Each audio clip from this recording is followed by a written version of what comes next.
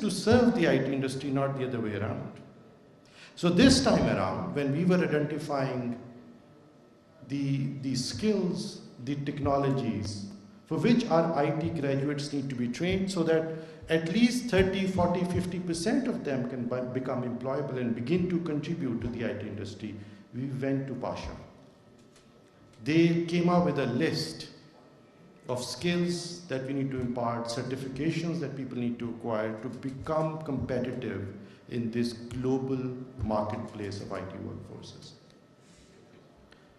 And I'm glad that that program is on its way. We are going to train 16,000 people this year with skills that are aligned with what the industry needs as its bench strength. This is people trained in Salesforce, people trained in SAP, in Oracle Financials, in MERN-Stack, in ERP technologies, in DevOps, in mobile app development, and so on and so forth.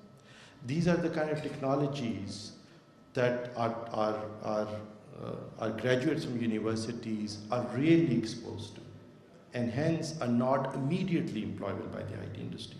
That's something that we are, inshallah, about to fix. This is not a roadmap of 20 years, this is a roadmap of just 3 years. And I think by adding that workforce to the IT industry, we will substantially enhance their capacity to improve exports. Likewise, we are redoing the way we give university degrees. We are going to introduce a standardized quality assessment test, but then use that test for mandatory co-op placements in the industry.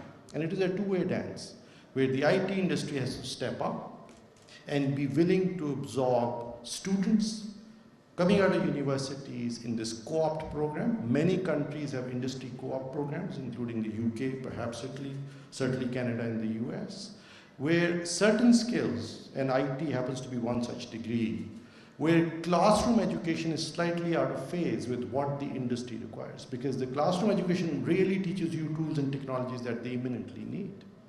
And it's therefore important, vital for these students to get exposure to the industry. And we're going to institutionalize that by introducing this co-op program, a 6-month co-op program for university graduates before they graduate, preceded by the standardized quality assurance test, so that we begin to understand and document the quality of our IT graduates, and then push back to all the degree awarding institutions to improve their quality, so that what comes out of our universities is globally competitive. Pakistan also has a huge potential for domestically focused startups, which could be built here, could grow and scale, and then be replicated in similar countries. It has happened a little bit already with Pakistani startups expanding to the Middle East, but we need to really step in and make sure that these startups get the funding and the enabling environment that they need. The State Bank, and it has come up earlier also, has done great work with RAST, with Russian digital accounts, with dollar retention accounts. Some of their policies have been very, very effective in moving things along.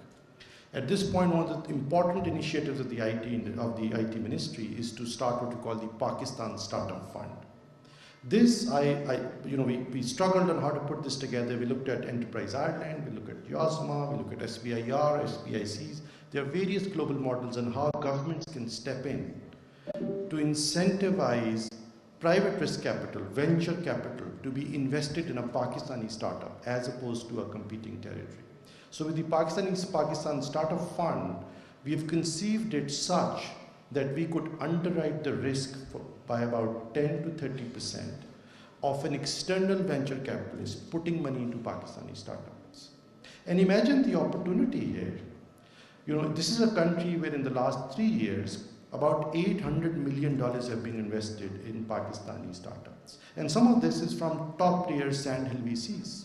These are really world-class venture capitalists who've put money into these startups. And the opportunity is that not a single unicorn has happened yet. So while these startups, of course, have the promise and the ability to attract this funding, there is still an opportunity, which is just around the corner, for the next round of funding and the next round of funding to come in before they scale to become a unicorn. And we're going to try and enable that by this Pakistan Startup Fund, this new structure that we have set up through which we can incentivize, through which we can catalyze, we can underwrite the risk of venture capitalists abroad to put money into Pakistani startups. One thing that hasn't been highlighted in this report as much as I would have liked to is this very interesting phenomena in Pakistan of what we call online freelancing. So while the enterprise is not scaled in this country because of poor regulatory environments, uncertainty, all of that, but because of the massive volume of talent that we've produced from our universities with young people, these young people didn't wait for us to start big companies, to give them job opportunities. Instead, they found out that they, while sitting in Pakistan, could work remotely on these micro outsourcing tasks through platforms like Fiverr and Upwork and Crossover and Top Talent, etc. Where if you're a young man or a woman with skills and education, where you can do something substantial for someone sitting abroad, whether that's maintaining their ledger or designing a logo for them or doing a translation or designing a website or making a simple mobile application, people are willing to pay you between $10 to a few $100s a pop for each little task that gets outsourced to you. And these platforms, these online freelancing platforms, have had so many Pakistanis registered and productively working there that Pakistan is now the second largest online workforce in the world. Close to 1.5 million Pakistanis are registered on these platforms and doing little tasks in this gig economy from $5 a pop to a few $1,000s a pop. And that has actually generated substantial growth. We don't see that as easily into our remittances because instruments like PayPal and Stripe and Wise can't be used in Pakistan for reasons that totally escape me. For a country with the second largest online workforce, PayPal still can't be used in Pakistan for remitting money. Stripe refuses to start business here. That bewilders me. There is absolutely no logical explanation why that's not happening. We've gone around, we've knocked on these doors, and I continue to do that. And I continue to advocate, and I continue to lobby. And I hope that soon we'll be able to make that happen. But with instruments like PayPal and Stripe finally beginning to happen, the government recognizing the importance of online freelancers and providing facilities, funding, regulatory environment, and then also infrastructure through what we call the e-Rozgar program.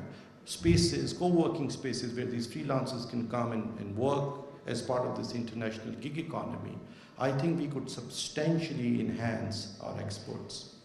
So while we work with IT companies, with the State Bank to make it easy for them to bring back their remittances to these dollar retention accounts, we work with these foreign companies to make it easy for freelancers to be able to get $5, $10 a pop for the work that they're doing for them through PayPal and Stripe. By investing in infrastructure like the e-Rozgar centers, and we want to create 10,000 of these, giving space to 1 million online freelancers to be able to show up and make an account on Fiverr and begin to make $10 to $30 a day. With 1 million people making $30 a day, that's $10 billion a year. That's just the potential of these young folks, currently working from their garage with a borrowed laptop. But if we gave them the environment, the infrastructure where they could come and productively be part of this global gig economy, I think that's the potential there. At this point, if you look at the IT exports of Pakistan, that's $2.6 billion a year, I think there and thereabouts. But if you look at it closely, this is the amount of money that these companies bring back to Pakistan so that they can meet their expenses. This isn't their revenue, this is their expenses. Because bringing money back home was painful, taking it back to make expenses internationally was even more painful. Right? Holding on to this money was not without pain either, because of all the taxes and regulatory environment and so on. With the Special Investment Facilitation Council coming in, and finally providing that central leadership to align these policies, these regulations, these rules, such that this can be resolved between the State Bank, the Ministry of IT, the tax and the regulatory authorities. We are beginning to now move towards an environment where these IT companies can bring back their revenue, not just their expenses. And if the expenses stand at $2.6 billion, I think their revenues are twice that much. So the actual IT exports of Pakistan, I think, are around $5 billion, there and thereabouts. Right? And we are hoping that with this enabling environment that the SIFC is working towards and helping provide leadership for, we'll be able to accomplish that shortly. With the freelancers finally being able to fulfill their true potential with all the investments and enabling environment that the government hopes to provide soon, we are hoping to give space to 1 million freelancers making $30 a day for $10 billion and making $10 a day for $3 billion. And with finally the Pakistan Startup Fund enabling investment in Pakistani startups. And every year we're going to plow in some money to underwrite the risk for foreign venture capital to travel down to Pakistan. We're hoping that every year we will be able to attract $1 billion of investments into Pakistani startups. For every IT graduate, a billable resource that we add to the IT workforce in Pakistan, we add $25,000 per year of revenue. That's the yield of a software developer in Pakistan. That's $25,000 a year. We're hoping to train 200,000 people in the next 2 years. That's $5 billion of additional revenue for the IT industry. Add all of that up, the $5 billion, the $3 billion, the $1 billion of Pakistan Startup Fund, and all the money that we finally bring back, working with the IT industry so that they begin to park and bring their dollars back home. I think we can easily exceed the $10 billion target that we've set ourselves in the next couple of years. This is very doable. I want to thank PwC, Gerard, who's worked so hard on this report, and thank you for putting up with me and all the, I want to say, maybe interrogation is the right word, but we were part of many sessions, and I was very tough with my questions, and they're very firm in what they've done and what they documented and the insights and advice that they had for us on how Pakistan can globally expand, the skills that we need to target, the markets we need to expand to. And it's great to see that an independent, world-class consulting company led by internationally well-known consultants like Gerard, Ali Ehsan here, Oxon Ventures and others, have been able to come back with the same potential that we've always felt we had, which is a conservative estimate of $10 billion and an optimistic one of $18 billion. And I think the truth lies somewhere in between. We stand officially at $2.6 billion. And going by this report, which you've independently put together by your research and by your analysis, I think Pakistan's true potential is somewhere around $15 billion. I could do back of the envelope math, which I did with you, to get us to $10 billion in the next couple of years. And I think we can get that far very, very quickly. I want to thank everyone who's come here today and took out time to be part of this event. Whoever conceived this activity needs to be applauded. This was, of course, much before my time. I'm sure this was a conspiracy between Pasha, the Pakistan Software Expert Board, and the IT Ministry. It is a well-conceived activity, an activity that was long overdue. We finally have good data, we have a North Star, we have a plan that we can follow, and done by an international consulting firm whose word I would trust and whose word you should believe also. So thank you so much, everyone, for being here. It is a pleasure to be part of this, to unveil this, and that's essentially been my only contribution. This was done before me. It's great work. Everyone who has worked on this deserves to be acknowledged and applauded. And I hope that with this roadmap and with the SIFC's leadership and the IT Ministry, the Pakistan Software Expert Board, Ignite, and others, and Pasha driving this forward, I have no doubt that we'll be able to very quickly exceed our current target of $10 billion per year of IT. نگراں وزیر I T اور ٹیلی communication doctor عمر safe تقریب سے خطاب کر رہے تھے۔ ان کا یہ کہنا تھا کہ پاکستان میں ترقی کی بے پناہ صلاحیت موجود ہے۔ پاکستان میں ہر سال 75,000 آئی ٹی گریجویٹس فارغ التحصیل ہو رہے ہیں۔ پاکستانی نوجوانوں کو فری لانسنگ کی تربیت کے لیے منصوبہ بندی کی جا رہی ہے۔ آئی ٹی انڈسٹری ملک کی ترقی میں اہم کردار ادا کر رہی ہے۔ یہ تھی اب تک کی پی ٹی وی تازہ ترین۔ مزید نیوز اور اپڈیٹس کے لیے ہمارے ساتھ رہیے گا۔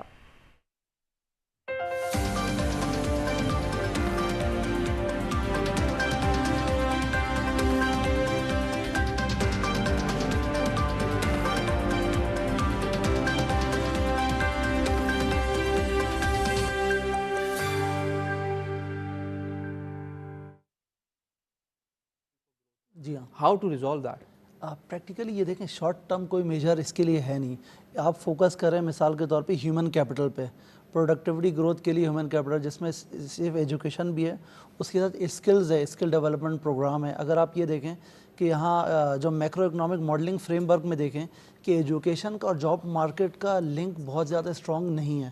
اس کا مطلب ہے جس طرح کی ایجوکیشن حاصل کر کے اسٹوڈنٹ ابھی نکلتا ہے جنرلی، جاب مارکیٹ میں کرنٹلی ان چیزوں کی ڈیمانڈ ابھی نہیں ہے. اچھا، یہ بہت انٹرسٹنگ بات آپ نے بتائی. یہ ہر پروگرام میں، ہر پلیٹ فارم پہ ناظرین کے اسٹوڈنٹ جو سیکھ کے نکلتا ہے جاب مارکیٹ میں، اس کی that's a very alarming situation کہ ماں باپ جو ہے وہ لاکھوں روپے، ملینز آف روپیز خرچ کرتے ہیں کسی بچے کی ایجوکیشن پہ، اور وہ